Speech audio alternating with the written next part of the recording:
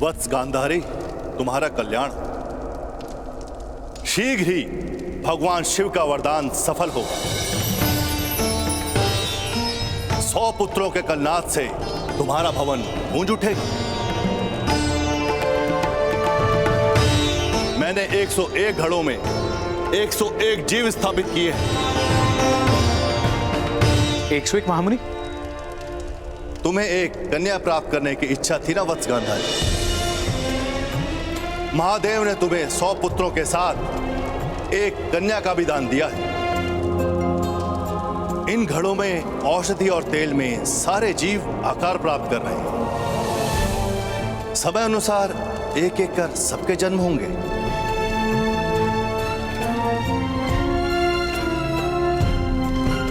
प्रणाम महामुनि। मेरी बहन के पुत्र शीघ्र ही जन्म लेंगे गांधार राज शकुनी। महामुनि, मेरा पुत्र मेरे पश्चात कुरुराष्ट्र का राजा तो बनेगा ना? पुत्र धृतराष्ट्र, तुम संतान प्राप्त करने का सुख भोगो। अपनी योजनाओं का भार अपनी संतान के सर रखकर उसके जीवन में क्यों महत्वाकांक्षाओं का विष घोल रहे हो? अभी तो वो जन्मा भी नहीं। समय से पूर्व समय की गति को जानना भी एक अभिशाप है। इसीलिए इस समय चिंताओं का त्याग करो वत्स। ये उत्सव का समय है।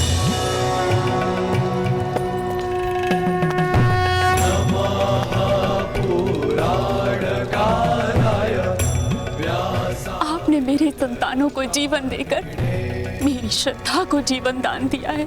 आपकी कृपा के इस ऋण से कैसे मुक्त हो पाऊंगी मैं? कृपा और ऋण, अगर कृपा का ऋण चढ़ता तो मनुष्य ईश्वर की कृपा के तले दबकर मर चुके होते।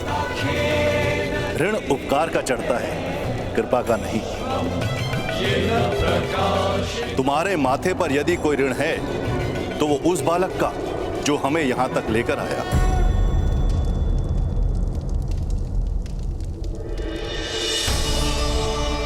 मैं उसके जीवन को सुख से भर दूंगी, धन संपत्ति से परिपूर्ण कर दूंगी महामुनि। कुछ जीवन सदा ही रिक्त रहते हैं। स्वाति नक्षत्र में वर्षा की बूंद पीने की आस में जी रही सीप जैसे सागर में रहकर भी प्यासी रहती है। उस बालक को जिसकी आवश्यकता हो वो देने का प्रयत्न करना वत्स।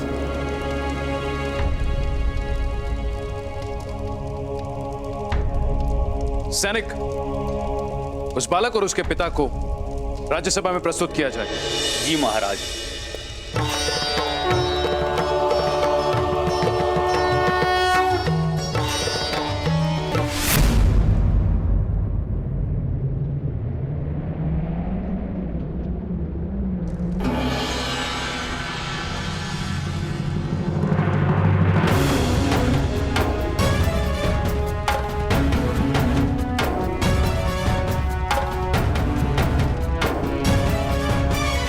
Ego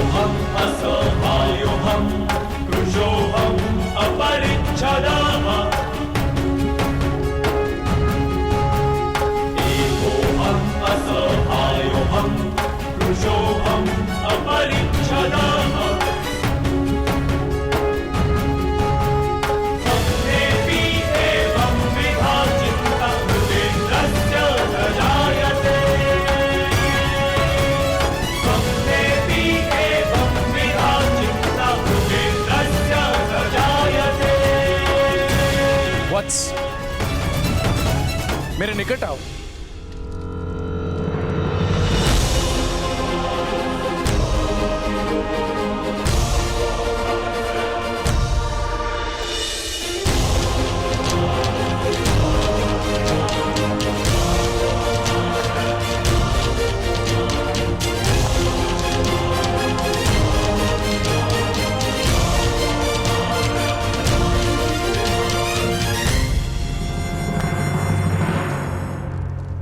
आज तुमने हस्तिनापुर के सम्राट पर उपकार किया है।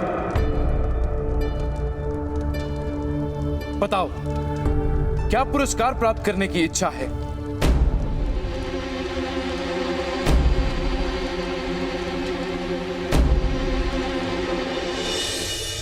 मेरे पिताश्री को मृत्युदंड दिया गया है महाराज।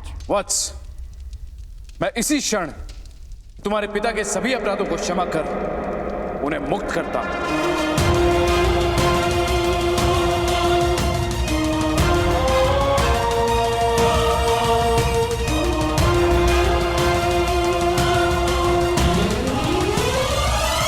मैं पिताश्री की मुक्ति मांगने नहीं आया हूं महाराज।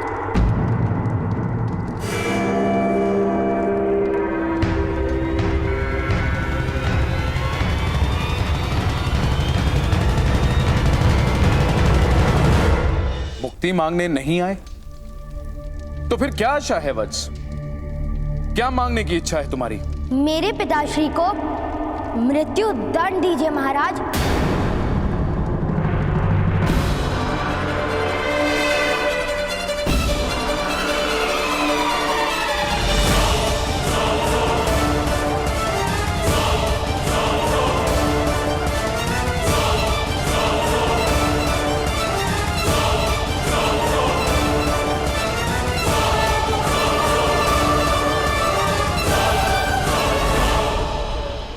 पुत्रकर,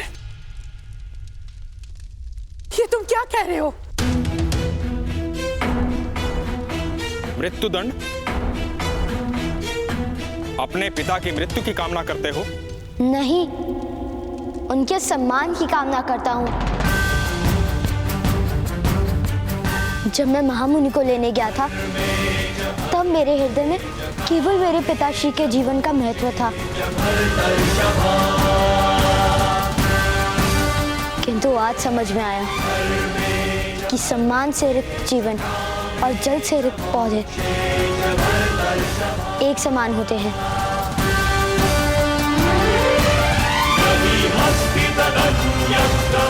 देह अदेह सूख ही जाते हैं।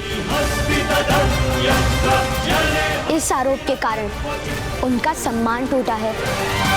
या तो सम्मान पूर्वक जीने का अधिकार दीजिए, अन्यथा मृत्यु दंड दीजिए।